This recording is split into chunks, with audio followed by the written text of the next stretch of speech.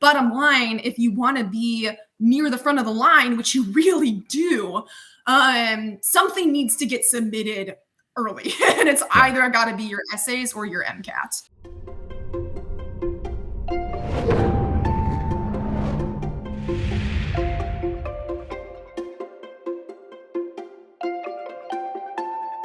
Nicole, welcome back to the MCAT podcast. How you doing, my friend?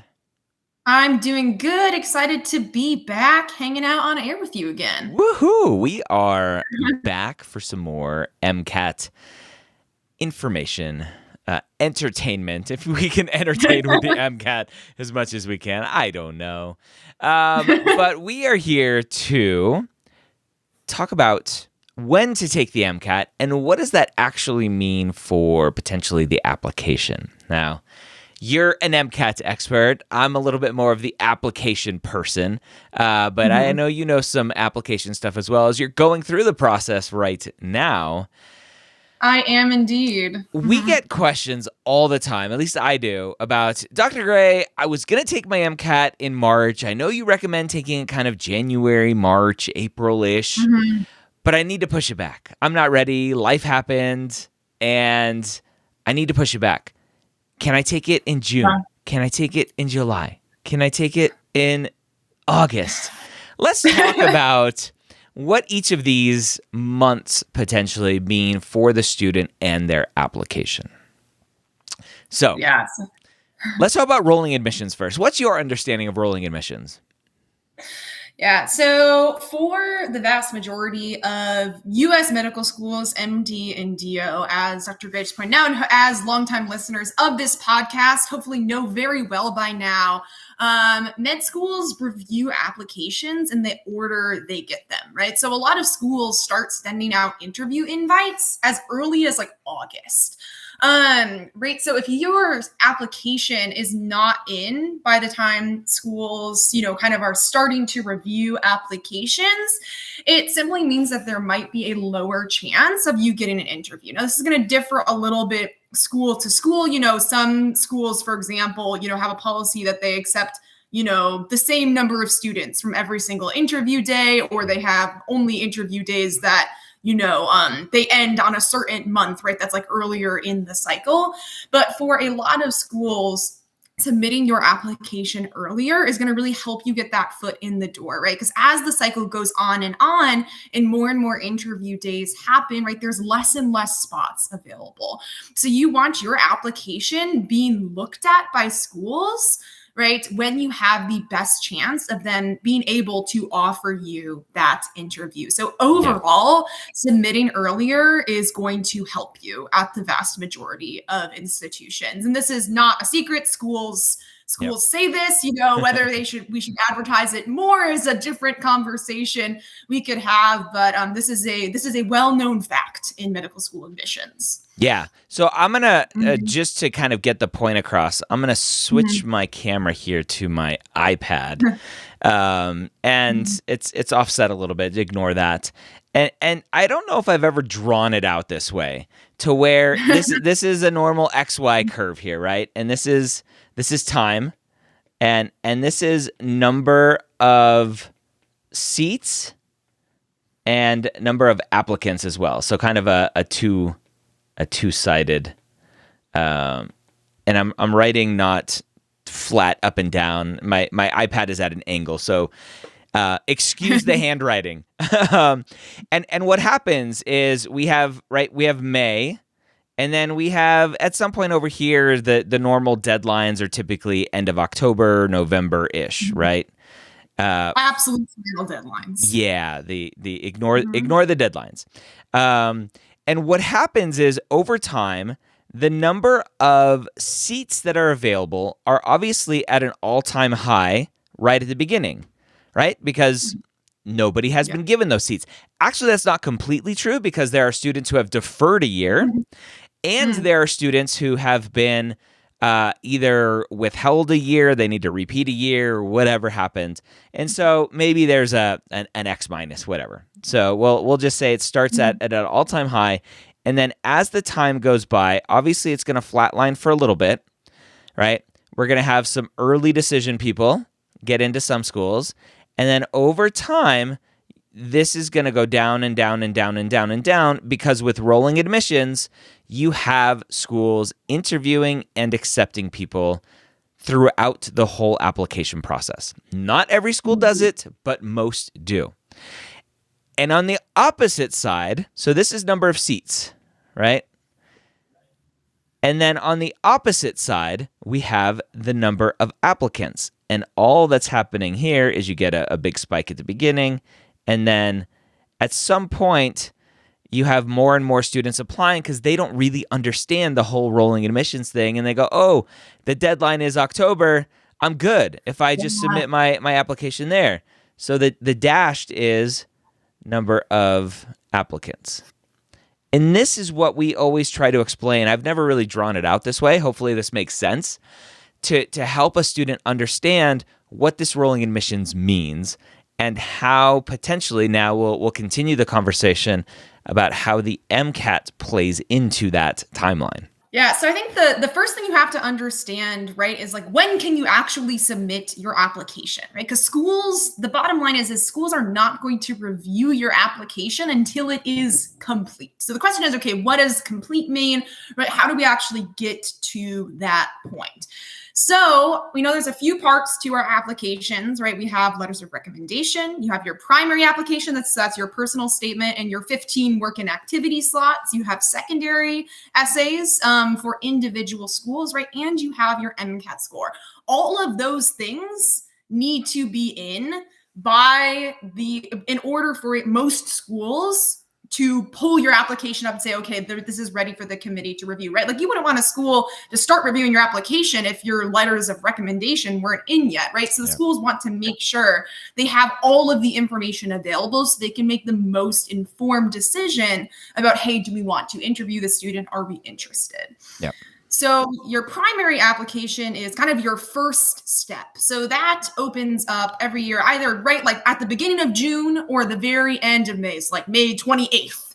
Well, the submission specifically for MCAS is that day. Yes. All three applications open up at the beginning of May, typically within days of each other.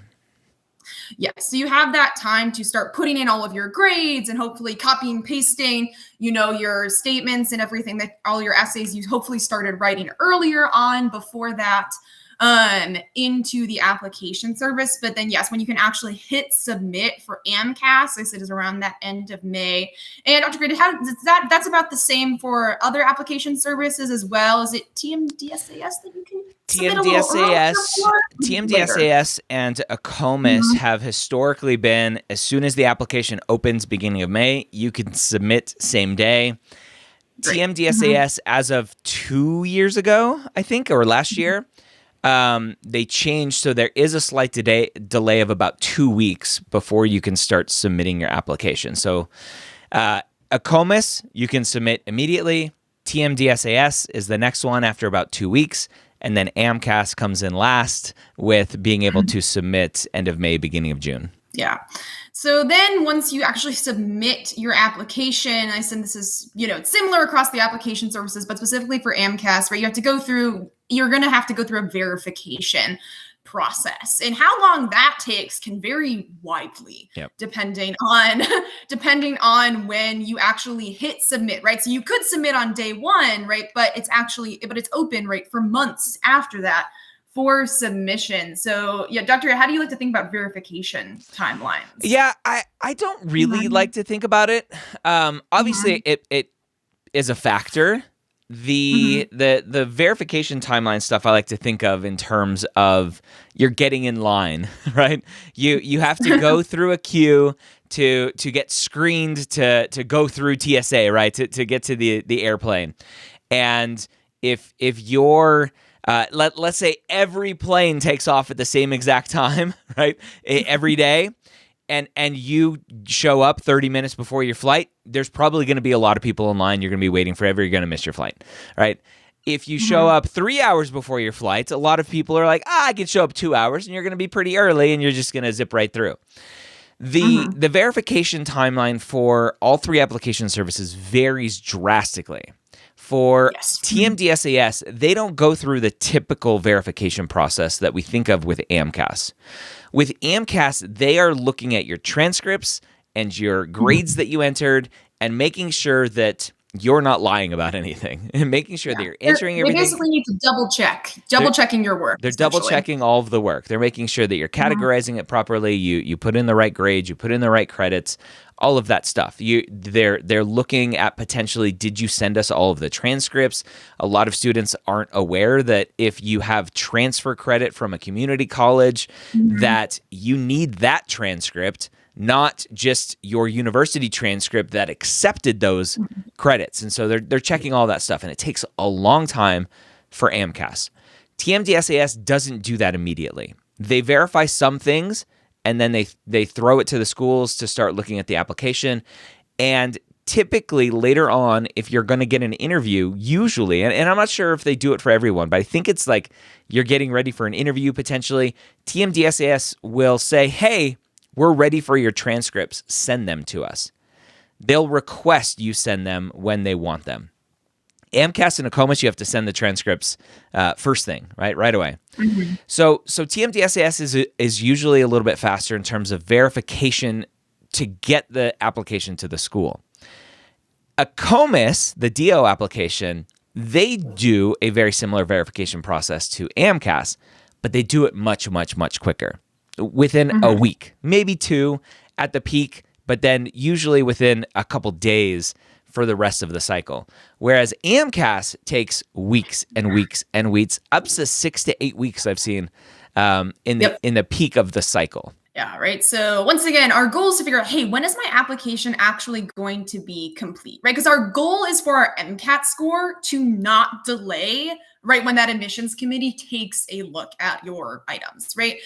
So if we think about, right, you submit as early as possible, takes a few weeks for your application to get verified, then you potentially have another period where you might actually have to wait for AMCAS for your application to then be transmitted to school. So you'll hear students talk about, kind of wanting to get in this first batch of transmissions because AMCAS doesn't start immediately sending like your application is verified, goes to the school.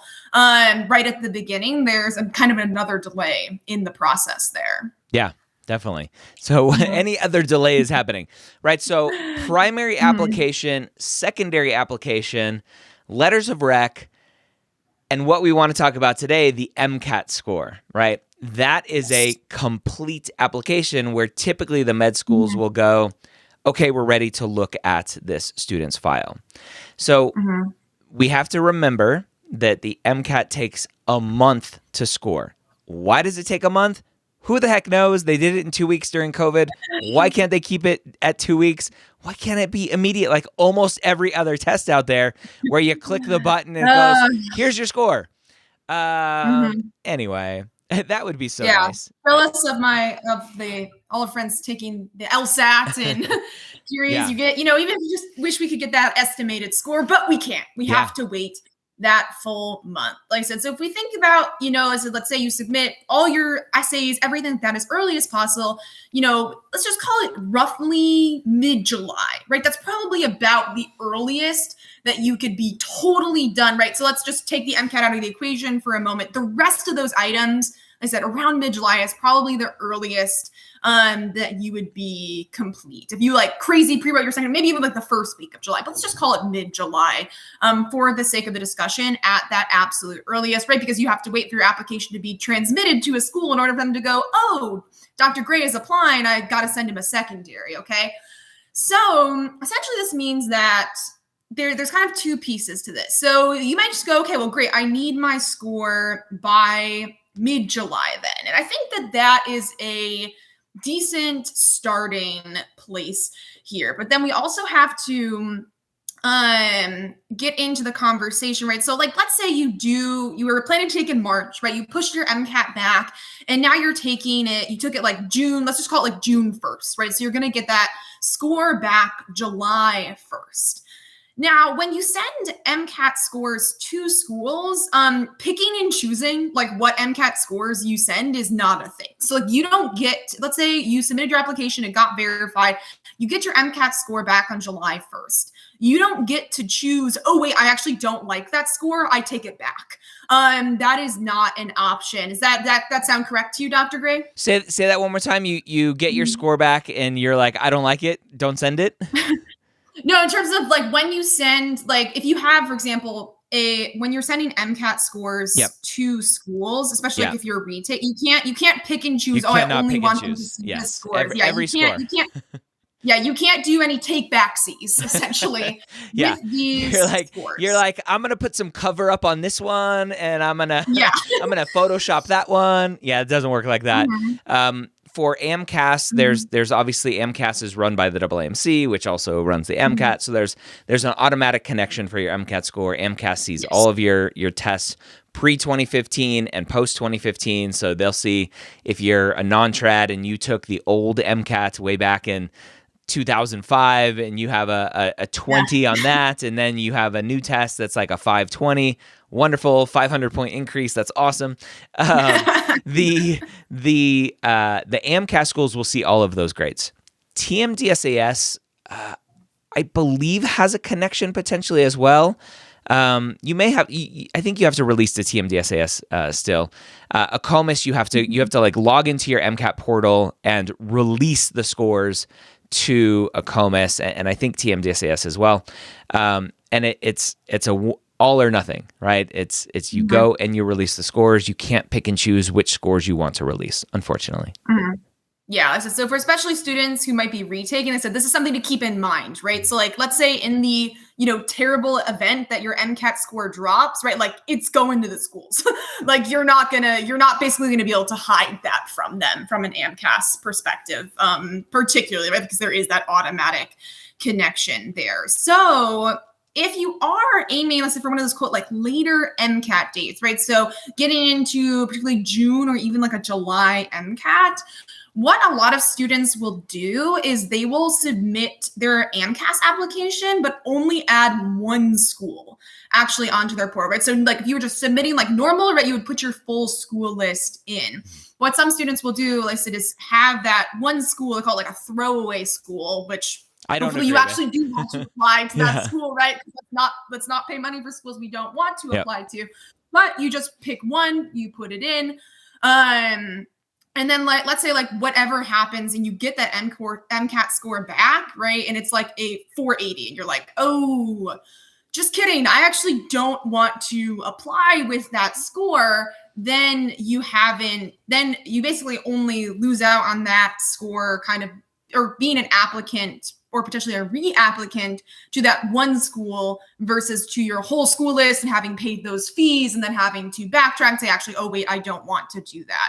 So essentially that submitting to one school is a strategy to basically get closer to the front of that verification line while you're still waiting for your MCAT score, right? So that way you're not, I said, getting in at that peak time, right? Where if you submit your application, right, you get it back on July 1st, you submit your full AMCAS application on July 2nd because you're like, yes, I like that MCAT score, I want to apply, then kind of risking being in deep into that verification line.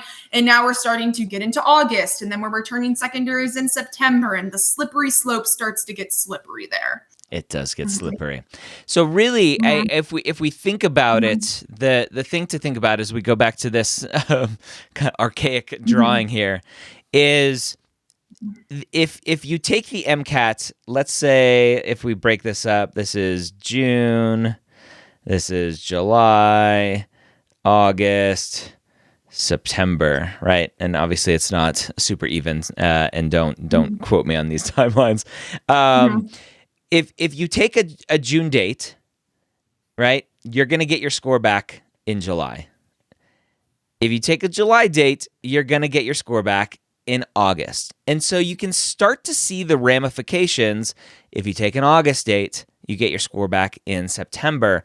And the question ultimately comes down to, what is your risk tolerance for applying knowing that the number of seats is going down, down, down, down, down, down, down.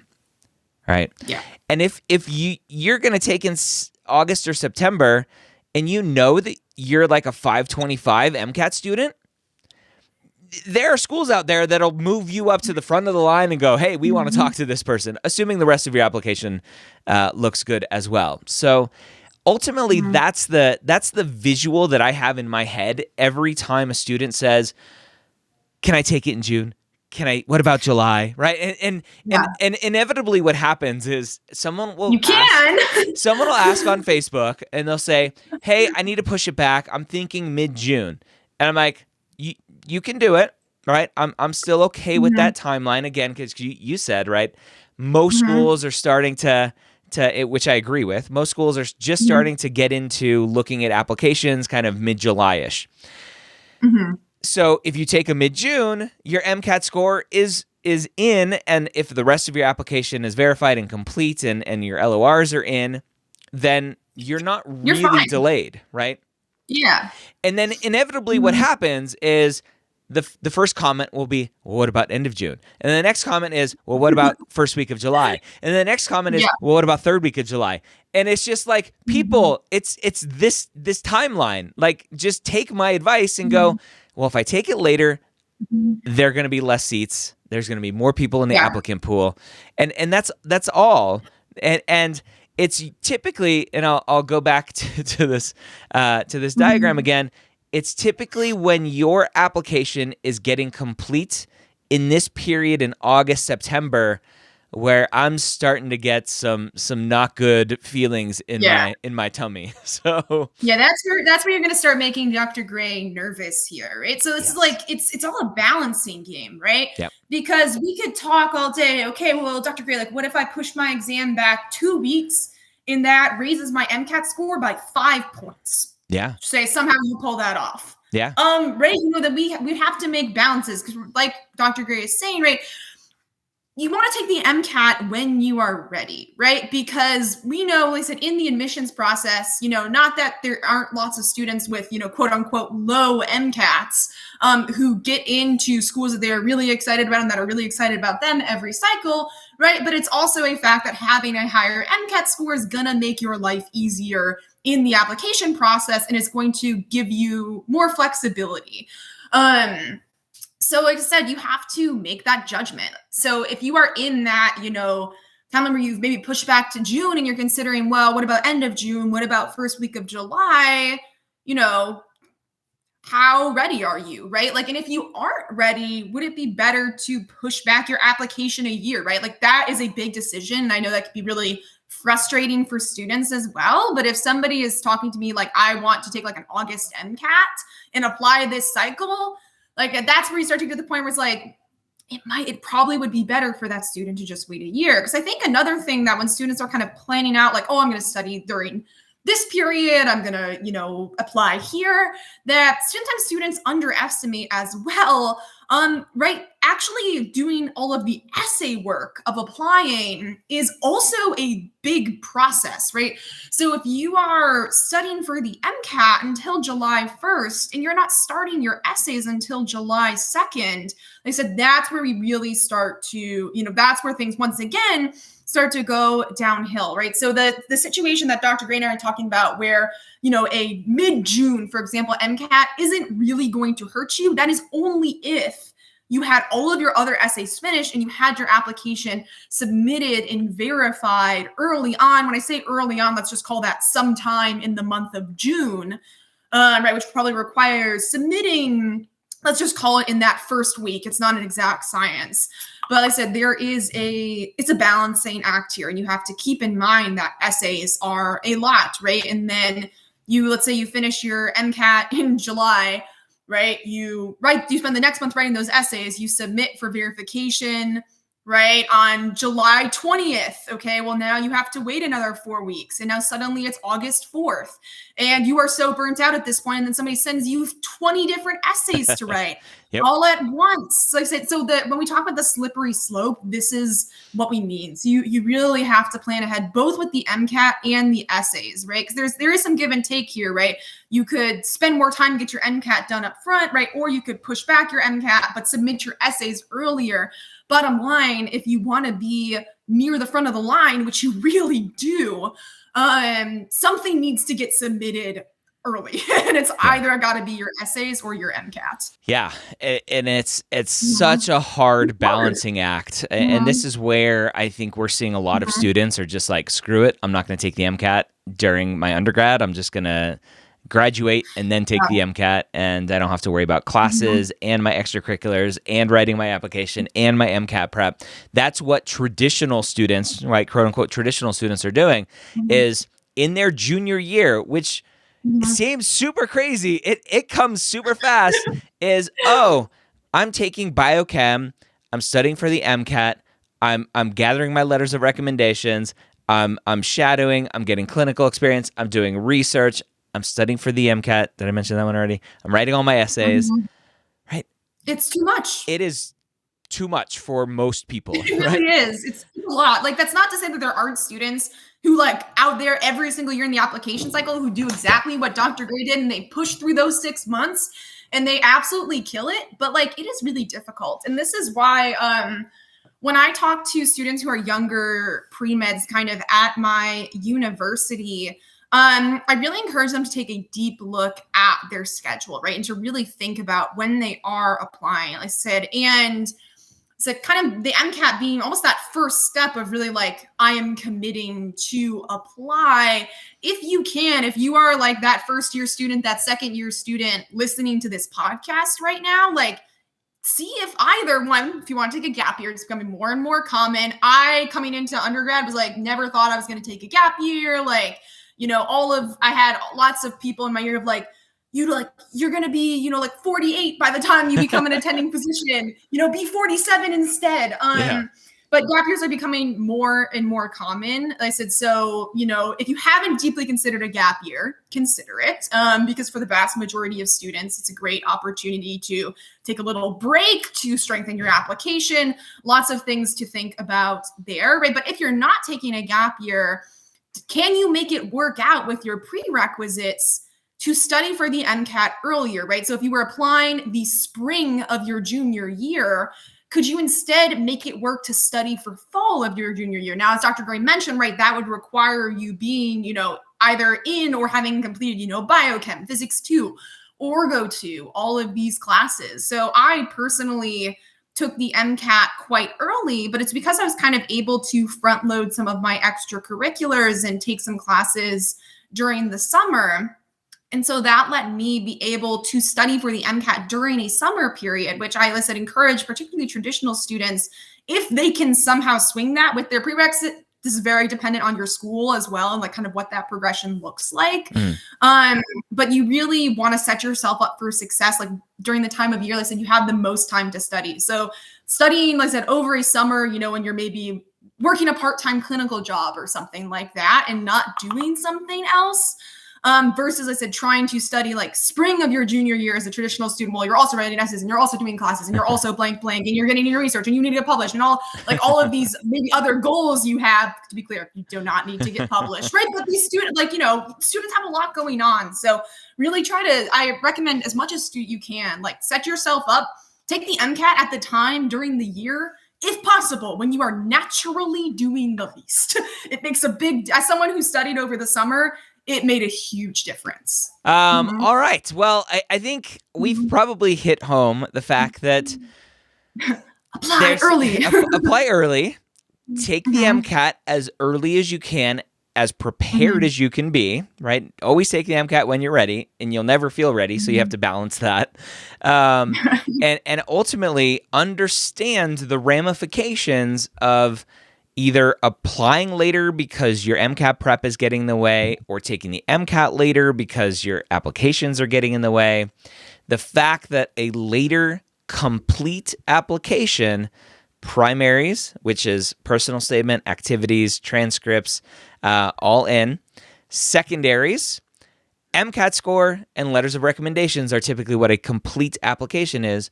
The later you have a complete application, that means the later in the process you are, which means, going back to my archaic drawing here, you are getting later and later and later in this timeline. I'll clean it up a little bit here. And as you go through this process, right, this red line going down, those are the number of seats. The later you are in that process, the less seats are available because schools are starting to hand out acceptances. So it's just a numbers game. And it doesn't mean you can't get in the later that you apply. It just means the probability of you getting in, assuming I'm using that math term correctly, the probability gets lower and lower and lower because there are more applicants and less seats the longer you go through this process.